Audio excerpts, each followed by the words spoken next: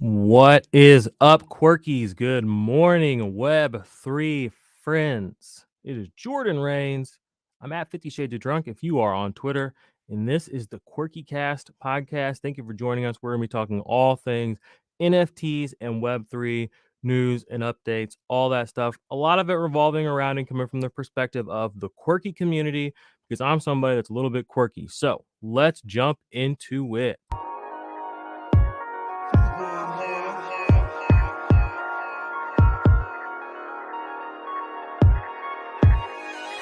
In a wormhole, probably about to burn. In a white tunnel, are you ever gonna learn?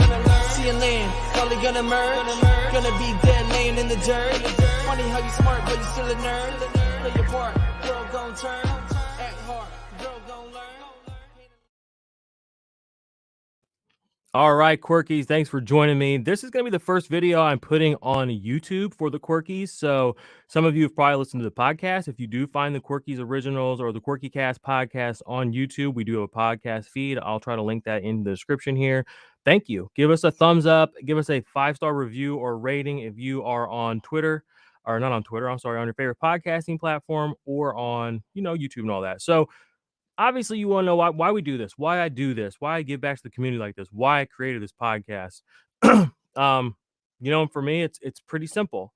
The purpose of the show is to document, entertain, educate, and engage in Web3 from the perspective of someone who's a little bit quirky. This brand, the overall narrative of Quirkies really suits me, my personality, and something I believe in. And I'm just going to read you the definition of the word itself. This is coming straight from the dictionary. I've done this on previous shows.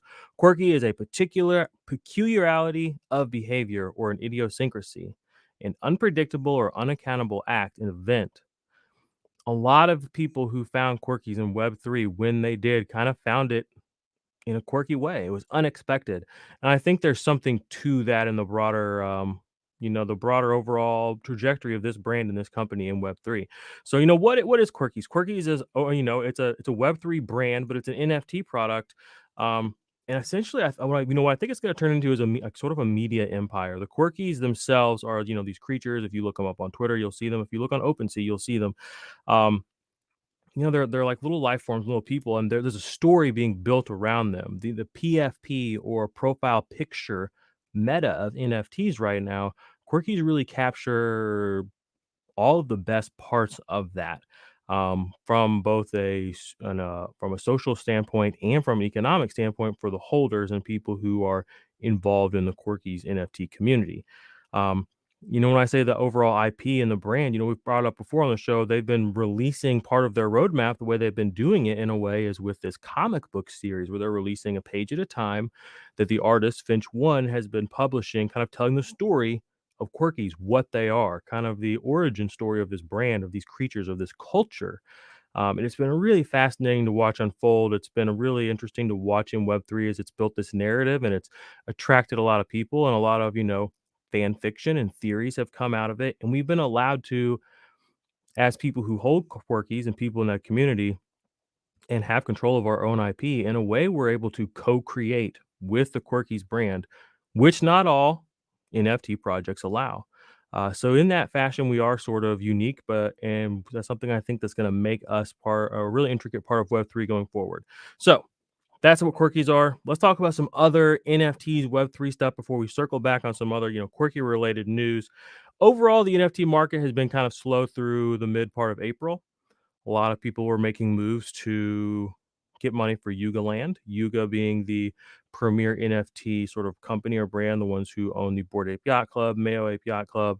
They acquired the CryptoPunks, the MeBits, and a few other NFT brands or PF projects that are out there. So they've brought them under their umbrella, and people have been waiting for this land drop, the Yuga land drop. It's going to be 200,000 total pieces of metaverse land from the Yuga platform. It was really interesting to watch how the overall community reacted to the buildup of that. There was a lot of mania. There was a lot of people giving a lot of advice. A lot of people gearing up to make some good money. A lot of people moving really fast.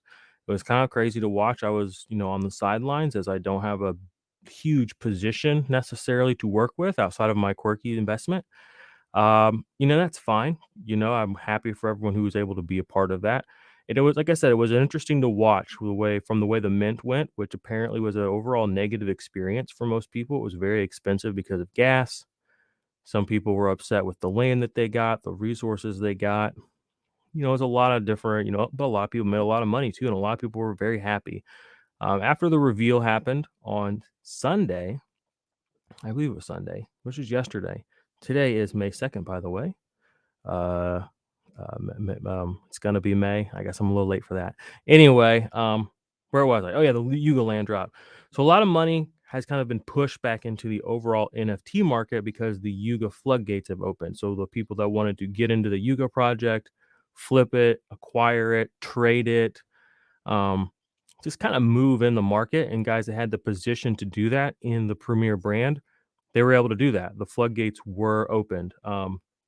So they were able to get that money into the market, and you've kind of seen that a lot of other projects are kind of starting to wake up. I know that Doodles are up, Azukis are the overall market is just awake now. So we're some very exciting times coming. I think we're looking for. This is not again. I need to preface all of this by saying this is not financial advice, and I don't work for Quirkies. I'm a Quirky holder. I'm a community member. All the opinions and comments here are my own.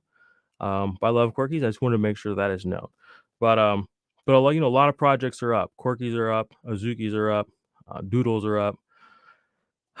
Yuga's always up. I don't even want to get into that. But so there's a lot of good things going on. So here are some of the announcements going on around the space. Apparently today, the Azukis actually did put out a little teaser that their companion drop that came with the Azukis, could potentially reveal on May 5th. That's 3 days from today. That's going to be a big deal for the Azukis and a lot of holders in the NFT space.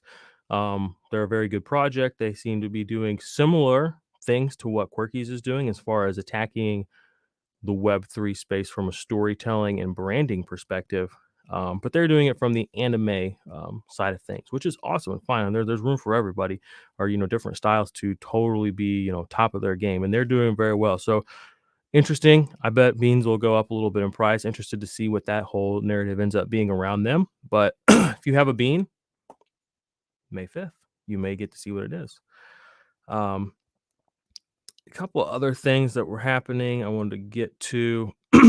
Oh, the RF artifacts they revealed also since the last time we were on. There was a big Nike kind of crossover thing. It's kind of out of my pay scale, not something a community I'm involved in, but I know that it was kind of a very big deal for that to finally happen since that airdrop had happened a while back. I believe is how that worked. The Cool Cats have been going through some issues. I'm not in the Cool Cats community, but their CEO apparently has stepped down or been removed from his position. I don't one of those two things happened. He's no longer their CEO, and they're seeking a new CEO. So that's an interesting position to open up in the space for, space only been around for a year ish in the kind of state that we know it as. And Cool Cats being one of the quote unquote blue chip projects that he would, move on from them. So that'll be interesting to see how that moves on. The codas obviously from the Yuga land were a very highly anticipated piece. They're going for a lot of money, 50, 60, 70 ETH, some of these guys and gals. Nobody really knows what they do yet, though, which is it's interesting to me that people are willing to spend that kind of money on something they don't really know what it does or what utility it offers. And, good for them that they have that money in that position to do that. But I feel like sometimes in the NFT space, we need to let the value mature before we take our money there. Does that make sense? But whatever. That's for another day. And not a lot of news. I'm kind of browsing, some things I had saved on Twitter. The space moves very fast, and that's something that when I started this podcast, I didn't really account for. So I've kind of adjusted how I'm kind of doing things. So I'm trying to be a little bit more relaxed, a little more interpersonal, tell you guys my opinions, my thoughts about things as they happen, knowing full well by the time you hear this, we'll have new information and all that. But it's a space that I think is there's room for podcasts, there's room for people to create content. There's room for people to have opinions on things because when people come looking for information and looking through information, ultimately you're looking for someone you can trust, even if that person's right, wrong.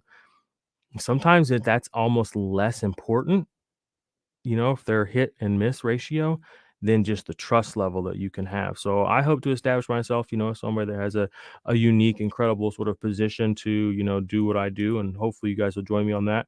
Speaking of which, go back on some of the earlier podcasts. I've had Dave versus Axie on the show, very big in the Axie world, which has had a lot of things happen since our last show as well. I'm not big in the whole Axie community, but they had a big Ronin hack thing where a lot of money got tied up.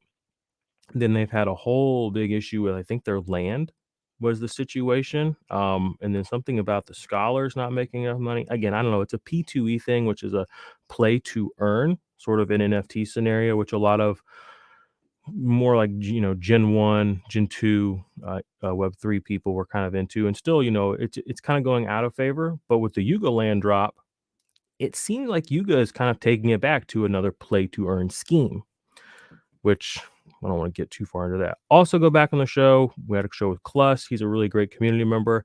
And in the future, who else have I had on? I had at least one other person on the show. I can't remember right now. My guy, whoever you are, I'm so sorry.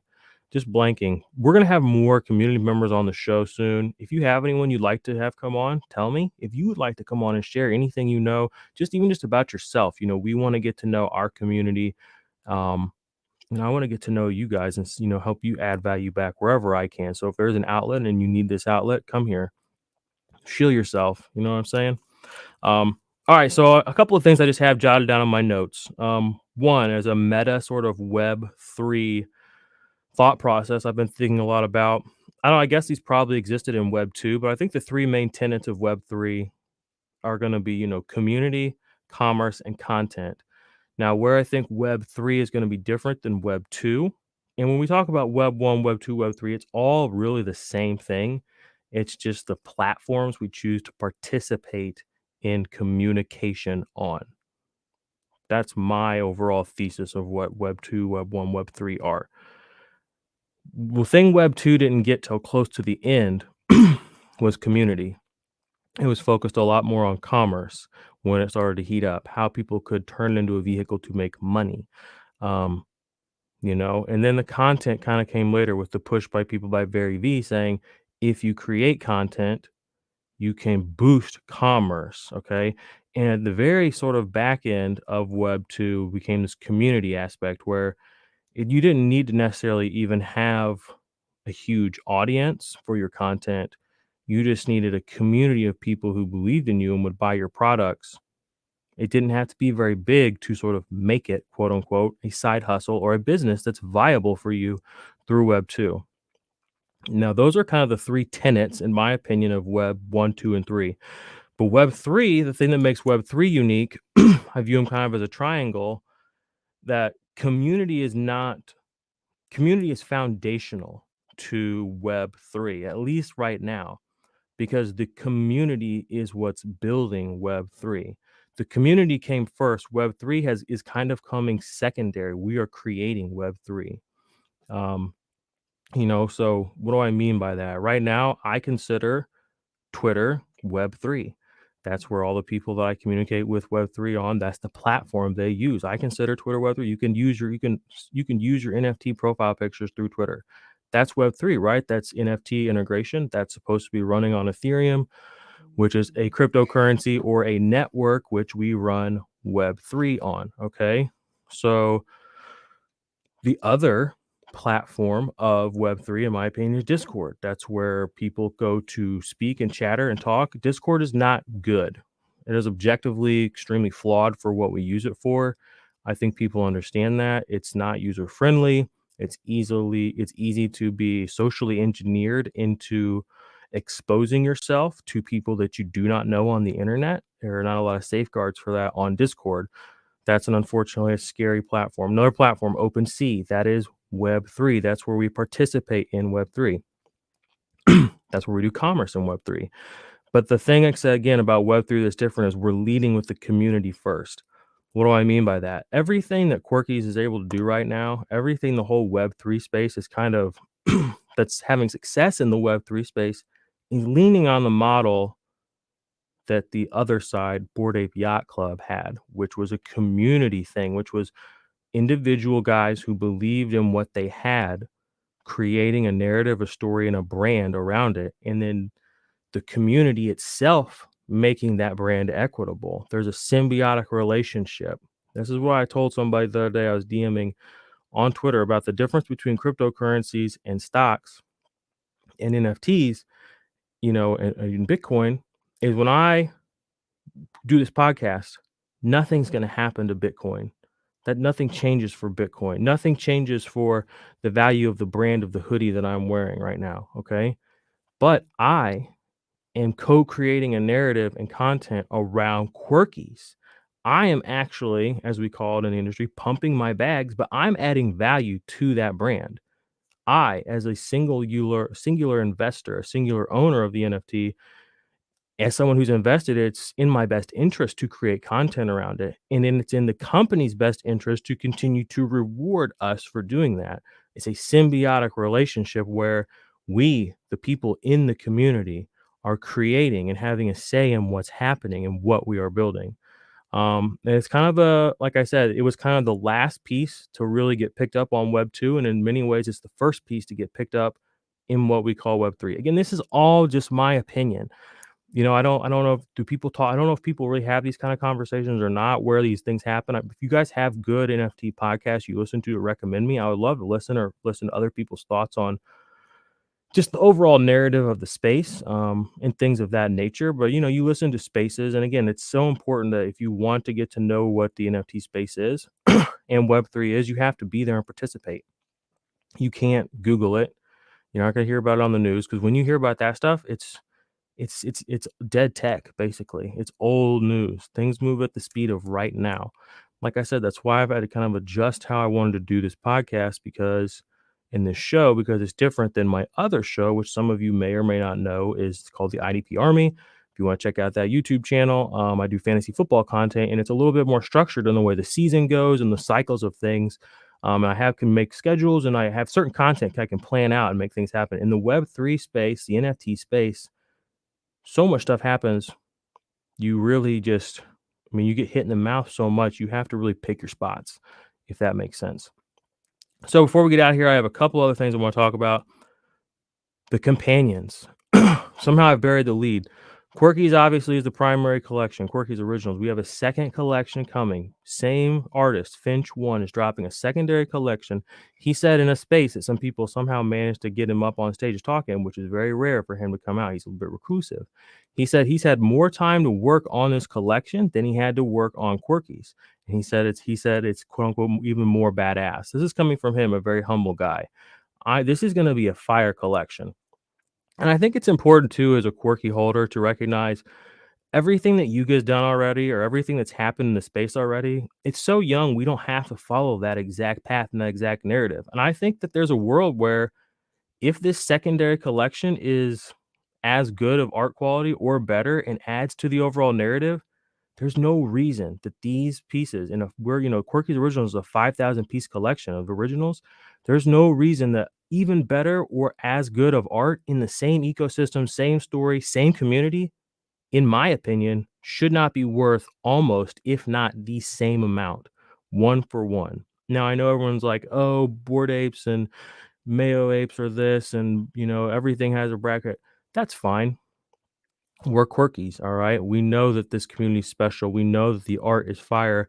And if you're telling me I get something of that literally was made by the same person with the same love and care and attention, more so even, how do you not value? And it gets me the same or similar, almost identical access to my Quirky. In my opinion, if Quirkies are at 20, Quirklings need to be at 18. If Quirkies are at 10, Quirklings need to be at like 9. That's my opinion. Okay. So I'm just saying, don't sleep on the Quirklings just because it's a secondary collection. This isn't every other collection, and that. I need to be reiterated a lot, because things do move fast out there. Sometimes you can get scared. Anyway, these are kind of my thoughts on the Quirklings. Tomorrow, 5-3. You probably won't listen to this, but there's going to be a space held by Sin, and he's going to actually answer questions about Quirklings, the collection. A couple of things people want to know: when's it going to drop? Probably won't tell us that. What's the actual size of the collection? I don't think that's actually officially been announced, but I would bet my house that it's going to be a 5K collection. There'll be a 1-for-1 Quirkly to Quirking, or Quirky original to Quirkling original. That's my theory. All right. Other things we need to talk about. I kind of help perpetuate a rumor or a theory that Quirklings or Quirkies and Codas were either related or somehow connected, put together a little thread. There was a lot of fun little clues, in and out of, some of the information Yuga was dropping leading up to the actual Yuga Land drop, and then Coda reveal. And then this was before Sin actually, pushed out the official name of the secondary collection, Quirklings. And then he actually, in the Discord, finally, after many weeks of not saying we were right or wrong, yesterday I saw on the Discord, he said very matter-of-factly, Quirkies aren't Codas. So that was a fun run. The rumor mill was really fun. I mean, people were hype. The guy knows how to build a narrative. The guy knows how to build. Period. All right. So stuff those quirky bags. What other stuff do I have here in my notes? Went over the Yuga drop. There was the Moonbirds was a big thing that happened over the past couple of weeks. And it's been a little bit contentious in the space because they ran up to an insane floor, and then they went into what was supposed to be this nesting feature, which then after a couple of weeks, that feature was decided to be shut down, apparently. So I'm going to do my best to explain this. The concept was you get a Moonbird NFT, and you have the option to nest it. If you nest it, it stakes it. Staking is a popular sort of mechanism to earn passive income. But the incentive of staking it is the longer it's staked, the more rewards you get. And if you unstake it and sell it, when it gets restaked by the new owner, it starts back at zero. It has to kind of earn its way back up to, by being staked longer, it can get more rewards.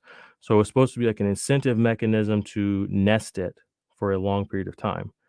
This was the concept. Like 5 or 6 days after they came out and went from 2.5 ETH mint up to, like, I believe they went to 36, 37, 38 ETH, even beyond. One of the guys who was on the team with this was a project put up by Kevin Rose, a guy named Ryan Carson. Apparently bought, after they all got minted and the rarities were out, he bought a bunch of Moonbirds that were very rare, waited till the price got super duper high, sold a bunch of them, made a shit ton of money. And then like 6 days after Moonbird's releases, like the project, the company, he's like the co-founder or second in command. They dropped their project 6 days later after selling all the good Moonbirds he has. I'm sure he kept one. He announces that he's leaving Moonbirds, the company, and Ryan's other project, the parent company called, what's it called? I'll think of it later. It's got an interesting name, but it's another sort of prestigious group. Actually, now it's really annoying me that I can't think about that. So I'm going to go OpenSea and find them. But it's another overall, like, kind of a parent company. He announced he's leaving. My question is, how are you going to work for a company or a brand or whatever you want to call this and be the co-founder, and like a week after your company launches and you get all your capital from all your sales and all that, and then you leave? Okay, you leave, whatever. I can't handle it. It's too much. He not only leaves, he leaves to start what he's calling the 121G Fund, which apparently is basically like a secret NFT alpha group. So you get all this money from selling all your Moonbirds from your original project. Then you're going to start this secret little group. Okay, whatever, like, do you, but it just feels very greasy. On top of all that, Kevin Rose tries to make it out like it's a big, happy-go-lucky thing. Proof Collective, that's the parent company. Makes it seem like it's a big happy-go-lucky thing. We're all happy for you. I'm like, dude, he just took your project, made a bunch of money off you guys, and just left. That's kind of weird to me. It's raised a lot of ethical questions and a lot of eyebrows. It was drowned out later in the week by the whole upending of the world with the Yugoland drop. But and then on top of all that, and I looked at his website, the 121G Fund, gonna give you secret alpha, on the big projects coming up, the founders, all this. Then the Ryan Carson guy, I don't know these people personally, and I don't want to like burn bridges or hurt relationships, but I'm just saying this is on Twitter. Like this is what these people did. If you are on Twitter, you're new to the NFT community, you don't know this. This stuff was a big deal.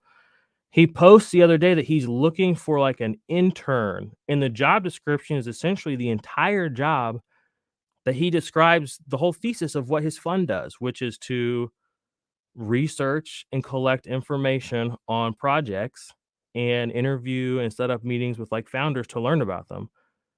So I'm like, so you created this whole thing and then you're going to just hire somebody to like actually do the job for you?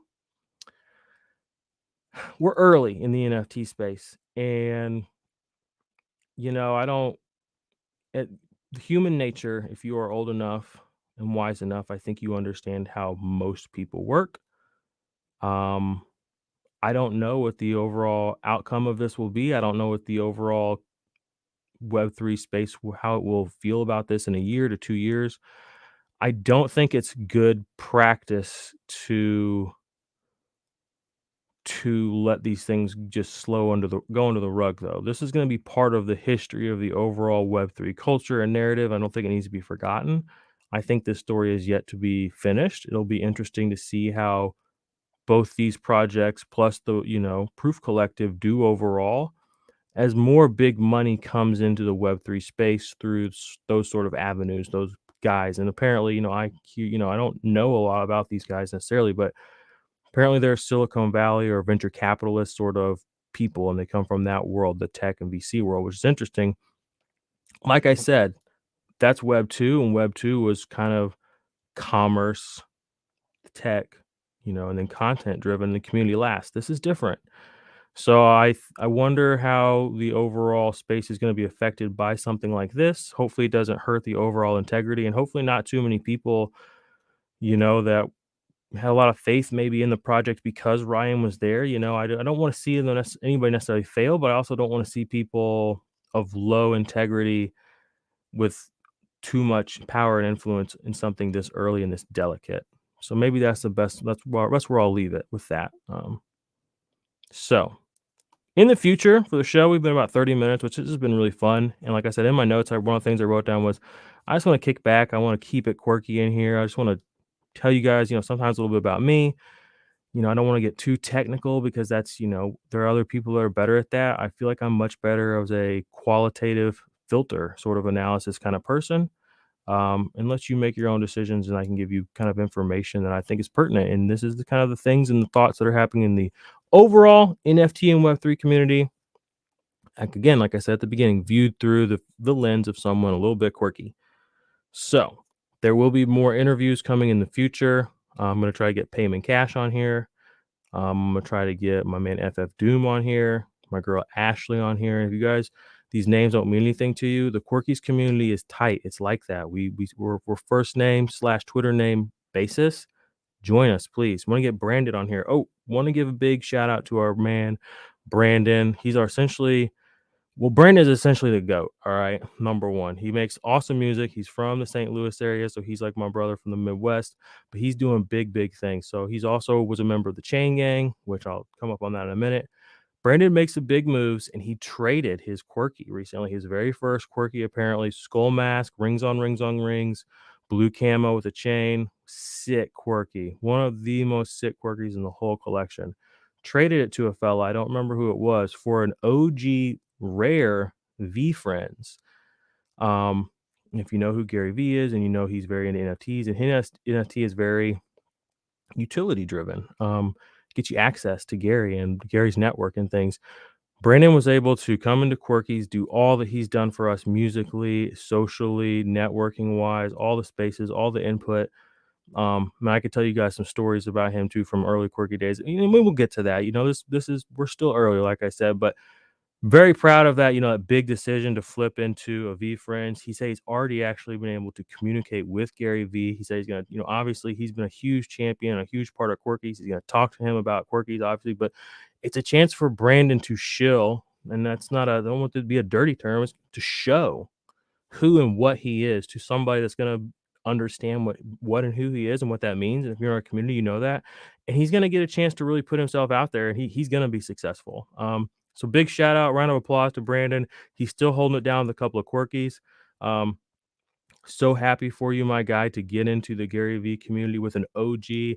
Then he got the V2, which actually looks pretty cool. So big things are happening for not only Quirkies, but the people that are Quirky members. And one of our victories is all of our victories.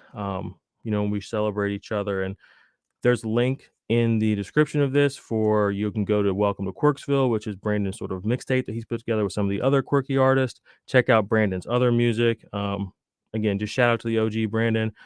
We're proud of you, my guy. I also want to shout out some other people. So, Head Hippie, shout out Crusher. There's a lot of people I'm going to miss, so don't be getting their feelings. But, people holding it down in spaces. These are the people that if, you get on spaces, which is where Twitter is, which is, like I said, the primary platform of Web3. And I'm not online.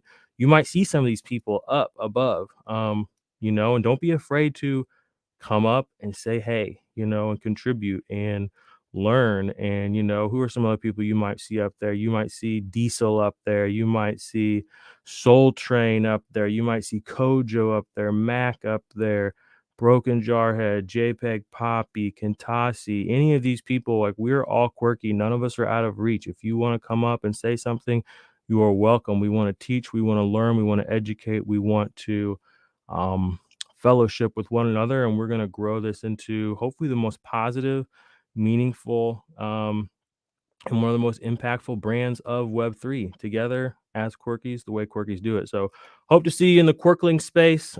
If not, I will come back on. I will put a show out with the updates on that. Maybe I'll be able to, if that's recorded, put some of that on the podcast feed as well. Until next time, stay quirky. In